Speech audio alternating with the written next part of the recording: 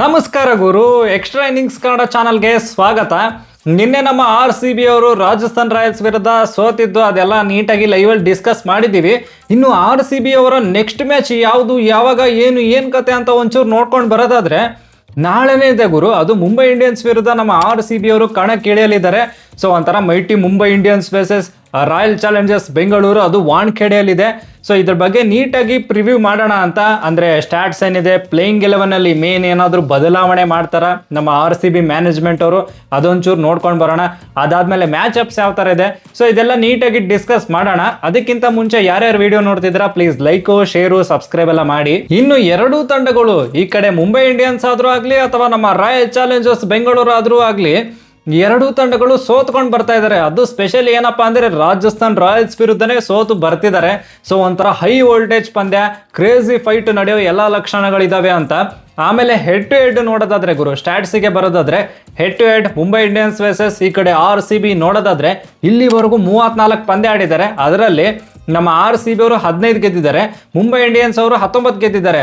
So ಒಂಥರ head to head ನೋಡಿದ್ರೆ upper hand ಇವ್ರದೇ ಇದೆ ಮುಂಬೈ ಇಂಡಿಯನ್ಸ್ ಅಂತ ಹೇಳ್ಬೋದು. ಆದರೆ ಲಾಸ್ಟ್ 10 ಮ್ಯಾಚಸ್ ನೀವು ನೋಡೋದಾದ್ರೆ 4 ಮುಂಬೈ ಇಂಡಿಯನ್ಸ್ ಗೆದ್ದಿದ್ದಾರೆ, ನಮ್ಮ RCB ಅವರು 6 ಗೆದ್ದಿದ್ದಾರೆ.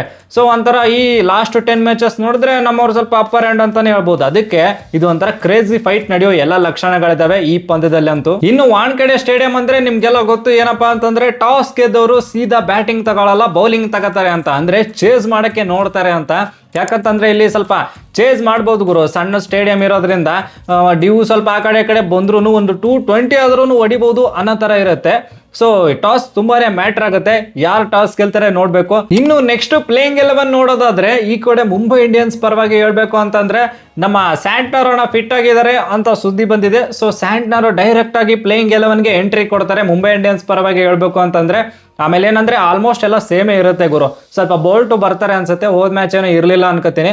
ಸೊ ಆ ಒಂದು ನಿಟ್ಟಿನಲ್ಲಿ ನೀವು ಪ್ಲೇಯಿಂಗ್ 11 ನೋಡೋದಾದ್ರೆ ಈ ಕಡೆ ರೋಹಿತ್ ಶರ್ಮಾ ಮತ್ತೆ ರಿಕಲ್ಟನ್ ಇಬ್ರು ಓಪನರ್ಸ್ ಇದ್ದೇ ಇರ್ತಾರೆ. ಆಮೇಲೆ ನಂಬರ್ 3 ಅಲ್ಲಿ ಸ್ಕೈ ಇರ್ತಾರೆ 4ನೇ ಕ್ರಮಾಂಕದಲ್ಲಿ. ಈ ಕಡೆ ತಿಲಕ್ ವರ್ಮಾ ಅಂತೂ ಇದ್ದೇ ಇರ್ತಾರೆ. 5ನೇ ಕ್ರಮಾಂಕದಲ್ಲಿ ನಮ್ಮ ಹಾರ್ದಿಕ್ ಪಾಂಡ್ಯ ಕ್ಯಾಪ್ಟನ್. ಆಮೇಲೆ 6ರಲ್ಲಿ ಶರ್ಫನೆ ರುದರ್ಫೋರ್ಡ್ ಬರ್ತಾರೆ. 7ರಲ್ಲಿ ನಮನ್ದೀರ್ ಬರ್ತಾರೆ. 8ನೇ ಪೊಸಿಷನ್ ಅಲ್ಲಿ ಈ ಕಡೆ ಸ್ಯಾಂಟ್ನರ್. ಸೊ ನೀವು ನೋಡಿದ್ರೆ 8ರವರೆಗೂ ಬ್ಯಾಟಿಂಗ್ ಇದೆ ಗುರು.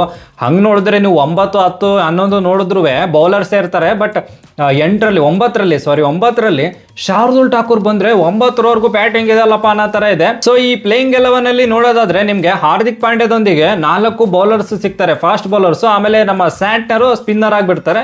ಸೊ ಇಂಪ್ಯಾಕ್ಟ್ ಪ್ಲೇಯರ್ ಆಗಿ ನೀವು ಮಯಾಂಕ್ ಮಾರ್ಕಂಡೆ ಜೊತೆಗೆ ಹೋಗ್ಬೋದು ಅಂತ. ಬಟ್ ಏನಂದ್ರೆ ಮಯಾಂಕ್ ಮಾರ್ಕಂಡೆ ಅಣ್ಣ ಸ್ವಲ್ಪ ರಾಜಕೀಯ ಬಿಟ್ಟೆ ಬೌಲಿಂಗ್ ಮಾಡ್ತಾರೆ. ಅಂದ್ರೆ 1 ಓವರ್ಗೆ 16, 20 ಹಂಗೆಲ್ಲ ಹೊಡ್ಸ್ಕೊತಾರೆ. ಸೊ ಅದು ಬೇಡ ಗುರು ಅಂತ ಇವ್ರು ಏನಾದ್ರು ಅನ್ಕೊಂಡ್ರೆ ಬೋಲ್ಟ್ ಜಾಗದಲ್ಲಿ ಅಲ್ಲ ಗಜನ್ಫರ್ನ ಆಡಿಸ್ಬಿಟ್ಟು ಅಶ್ವಿನಿ ಕುಮಾರ್ ಜೊತೆಗೆ ಹೋಗ್ಬೋದು ಗುರು. ಸೊ ಅಶ್ವಿನಿ ಕುಮಾರ್ ಅವರು ಚೆನ್ನಾಗೆ ಮಾಡ್ತಾರೆ ಬೌಲಿಂಗು. ಸೊ ಆ ಒಂದು ಚೇಂಜಸ್ ಮಾಡ್ತಾರ ನೋಡ್ಬೇಕು. ಇಲ್ಲ ದೀಪಕ್ ಚಾಹರ್ ಅಂತೂ ಆಪ್ಷನ್ ಇದ್ದಾರೆ, ಬಟ್ ಇವ್ರು ಯಾಕೋ ಹೋಗಲ್ಲ ಅನ್ಕೋತೀನಿ ದೀಪಕ್ ಚಾಹರ್ ಜೊತೆಗೆ. ಇನ್ನು ನಮ್ಮ RCB ಕಡೆಯಿಂದ ಏನಾದ್ರು ಪ್ಲೇಯಿಂಗ್ 11 ಅಲ್ಲಿ ಬದಲಾವಣೆ ಇದೆನಾ ಅಂತ ನೋಡೋದಾದ್ರೆ ಅಫ್ಕೋರ್ಸ್ ನಿನ್ನೆ ಏನಪ್ಪಾ ಅಂತಂದ್ರೆ ನಮ್ಮ RCB ಮ್ಯಾನೇಜ್ಮೆಂಟ್ ಕಡೆಯಿಂದ ಬ್ಲಂಡರ್ ಅಂತೂ ಆಯ್ತು. ಯಾಕಂತಂದ್ರೆ ಇವರು ಅಭಿನಂದನ 11 ಅಲ್ಲಿ ಇಟ್ಬಿಟ್ಟು ಸುಯೇಶ್ ಶರ್ಮನ ಏನಂದ್ರೆ ಇಂಪ್ಯಾಕ್ಟ್ ಪ್ಲೇಯರ್ ಆಗಿ ತಗೊಂಡ್ರು. ಸೊ ಅವ್ರನ್ನ ಪ್ಲೇಯಿಂಗ್ 11 ಅಲ್ಲಿ ಆಡ್ಸಕ್ಕೆ ಆಗ್ಲಿಲ್ಲ ಗುರು. ಮೇನ್ ಪ್ಲೇಯರ್ ನಮಗೆ ಸುಯೇಶ್ ಶರ್ಮಾ ಸಖತ್ತಾಗಿ ಸ್ಪಿನ್ ಬೌಲಿಂಗ್ ಎಲ್ಲ ಮಾಡ್ತಾ ಇದ್ದಾರೆ. ನೀವು ನೋಡಿ ಫಸ್ಟ್ ಮ್ಯಾಚು 4 ಓವರ್ ಅಲ್ಲ 3 ಓವರ್ಗೆ 28 run 1 wicket. Second match CSK ವಿರುದ್ಧ 4 ಓವರ್ 21 ರನ್ಗೆ 1 ವಿಕೆಟು. ಸೊ ಆ ಥರ ಪ್ಲೇಯರ್ನ ಇವರು ಪ್ಲೇಯಿಂಗ್ 11 ಅಲ್ಲಿ ಆಡ್ಸೋದ್ಬಿಟ್ಟು ಸ್ವಲ್ಪ ಇಂಪ್ಯಾಕ್ಟ್ ಆಗಿ ಇಟ್ಕೊಂಡ್ಬಿಟ್ರು, ಅದೊಂಚೂರು ಪ್ರಾಬ್ಲಮ್ ಆಯ್ತು. ಆ ತರ ಬ್ಲಂಡರ್ ಮಾಡಲ್ಲ ಅಂತ ಅನ್ಕೋತೀನಿ. ಆಮೇಲೆ ಅಭಿನಂದನ್ ಅಣ್ಣಂದಂತೂ ಏನೋ ಬಂದೇ ಇಲ್ಲ ಗುರು. 3 ಮ್ಯಾಚ್ ನೀವು ನೋಡಿದ್ರೆ ಅಫ್ಕೋರ್ಸ್ CSK ವಿರುದ್ಧ 30 ರನ್ 2 ವಿಕೆಟ್ ಎಲ್ಲ ತೆಗ್ದ ಅಣ್ಣ. ಬಟ್ ಅಂಥದ್ದೇನು ಬಂದಿಲ್ಲ ಗುರುವೆ. ನಮ್ಗೆ ನೋಡಿದ್ರೇನೆ ಗೊತ್ತಾಗುತ್ತೆ ಕ್ವಾಲಿಟಿ ಯಾವ ತರ ಇದೆ ಅಂತ. ಅಫ್ಕೋರ್ಸ್ ಹಿಟ್ ದ ಡೆಕ್ ಅಂತಾರಲ್ಲ, ಹಾರ್ಡ್ ಲೆಂತ್ ಹಾಕುವಂತ ಬೌಲರ್ ಇದಾರೆ, ಇಲ್ಲ ಅಂತಿಲ್ಲ. But line and length proper ಆಗಿಲ್ಲ, ಅದೊಂಚೂರು ಪ್ರಾಬ್ಲಮ್ ಆಗ್ತಿದೆ ಅಂತ.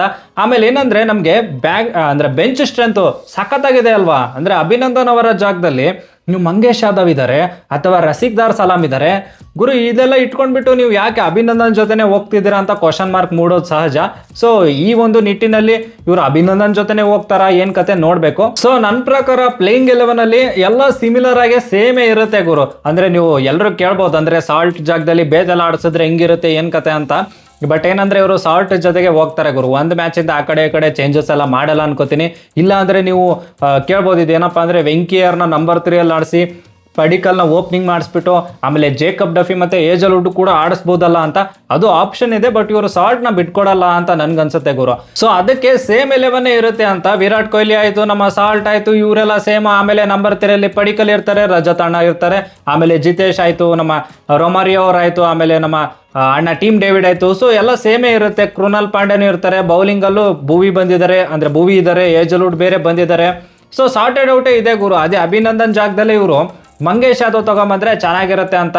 ಆಮೇಲೆ ಇಲ್ಲ ಅಂದ್ರೆ ರಸಿಕ್ದರ್ ಆದ್ರೂ ತಗೊಂಬನ್ರಿ, ನೋಡೋಣ ಏನ್ ಕತೆ ಅಂತ. ಸೊ ಅದೊಂದು ಚೇಂಜಸ್ ಮಾಡಬೇಕು. ಏನ್ ಗೊತ್ತಾ, ಅಭಿನಂದನ್ನೇ ಇವ್ರು ಆಡಿಸ್ತಾರೆ ಅಂತಂದ್ರೆ ಅಟ್ ಲೀಸ್ಟ್ ಸುಯೇಶ್ ಶರ್ಮನ ಪ್ಲೇಯಿಂಗ್ 11 ಅಲ್ಲಿ ಆಡಿಸಿ ಅಭಿನಂದನ್ ಅವ್ರನ್ನ ಇಂಪ್ಯಾಕ್ಟ್ ಪ್ಲೇಯರ್ ಆಗಾದ್ರೂ ಇಡಬೇಕು ಅಂತ. ಸೊ ಅದೊಂದು ಬ್ಲಂಡರ್ ಮಾಡಬಾರ್ದು. ಏನು ಮಾಡಲಿಲ್ಲ ಅಂದ್ರೆ ಎಲ್ಲ ಕರೆಕ್ಟ್ ಆಗುತ್ತೆ ಗುರು. ನಮ್ದು ಬ್ಯಾಟಿಂಗ್ ವೈಫಲ್ಯ ಇದ್ರು 2-1 ಎಲ್ಲ ಹೋಗ್ಬಿಟ್ಟಿದ್ವಿ. ಸೊ ಒಂಥರ ಎಲ್ಲ ಸಾರ್ಟೆಡ್ ಔಟ್ ಇದೆ, ಇಲ್ಲ ಅಂತಿಲ್ಲ. ಹೋದ್ ಮ್ಯಾಚಲ್ಲಿ ಏನು ಬ್ಲಂಡರ್ ಮಾಡಿದ್ರಲ್ಲ ಆ ಥರದ್ದೆಲ್ಲ ಮಾಡ್ದೇನೆ ಸಖತ್ತಾಗಿ ಆಡಿದ್ರೆ ಏನು ತೊಂದರೆ ಆಗಲ್ಲ ಅನ್ಕೋತೀನಿ.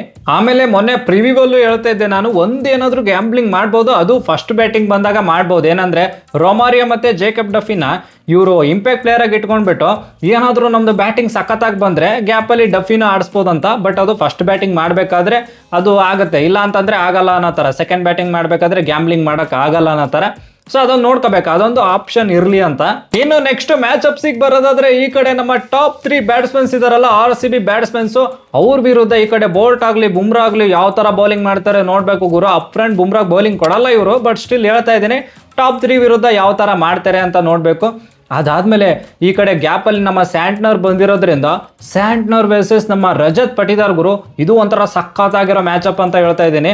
ಯಾಕಂತಂದ್ರೆ ಸ್ಯಾಂಟ್ನರು ಸಖತ್ ಬೌಲಿಂಗ್ ಮಾಡ್ತಾರೆ, ಬಟ್ ನಮ್ಮ ಪಟಿದಾರ್ ಅಣ್ಣ ಇರೋ ಫಾರ್ಮ್ ನೋಡಿದ್ರೆ ಭಯಂಕರ ಫಾರ್ಮ್ ಅಲ್ಲಿ ಇದ್ದಾರೆ. ಸೊ ಆ ಒಂದು ಮ್ಯಾಚಪ್ ಸಖತ್ತಾಗಿರುತ್ತೆ ಅಂತ. ಆಮೇಲೆ ಇನ್ನು ಈ ಕಡೆ ನಮ್ಮ RCB ಬೌಲಿಂಗ್ ಬರೋದಾದ್ರೆ ಹೇಜಲ್ ವುಡ್ ಆಯ್ತು ಮತ್ತೆ ಭುವಿ ಅವರು, ಇವರಿಬ್ರು ಈ ಕಡೆ ರೋಹಿತ್ ಶರ್ಮಾ ಆಯ್ತು, ರಿಕಲ್ಟನ್ ಆಯ್ತು, ಸ್ಕೈ ಅವರಾಯ್ತು. ಸೊ ಈ ಟಾಪ್ 3 ವಿರುದ್ಧ ಯಾವ ತರ ಬೌಲಿಂಗ್ ಮಾಡ್ತಾರೆ ನೋಡ್ಬೇಕು. ಆಮೇಲೆ ಇನ್ನೊಂದು ಮ್ಯಾಚಪ್ ಕ್ರೇಜಿ ಆಗಿದೆ. ಮ್ಯಾಚಪ್ಸ್ ಯಾವ ತರ ಅಂತಂದ್ರೆ ಕೃಣಾಲ್ ಪಾಂಡ್ಯ ವರ್ಸಸ್ ಈ ಕಡೆ ನಮ್ಮ ಹಾರ್ದಿಕ್ ಪಾಂಡ್ಯ ಗುರು. ಒಂಥರ ಹೆಂಗಂದ್ರೆ ಅಣ್ತಮ್ಮರ ಕಾಳಗ ಅಂತಾರಲ್ಲ ಆ ತರನೂ ಇದೆ.